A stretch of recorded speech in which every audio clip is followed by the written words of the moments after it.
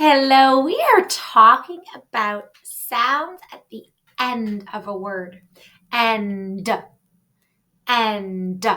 What sound do you hear at the end of end? Did you say duh? Yeah. And duh, duh, duh is which letter? D. You got it. Okay. So there are a couple of sheets that you're going to receive to think about the end sound. So this is an ant. Ant. What do you hear at the end of ant? T, t, t. That's right. And which letter makes the t, t, t sound? T. So in your box, you are going to write a T.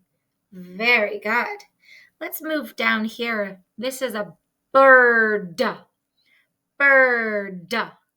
What do you hear at the end of bird?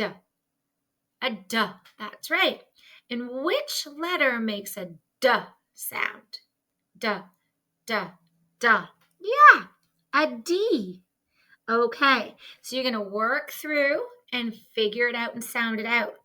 Just an extra pro tip, teachers or facilitators, if they are not as quick to recognize the sounds, you can always grab a rectangle space up here and manually write in the sounds that they could choose from if they need that extra help, or lay out the tiles. Sometimes there's really nice letter tiles, and they could put them on the sounds as well to make it a little bit more interactive, but always practicing with their pencil and paper in forming the letters are awesome as well.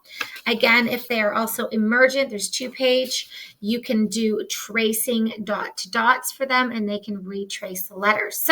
So many things you could do in variations for the level of your learner. Have so much fun with the ending sound activities. See you soon. Bye.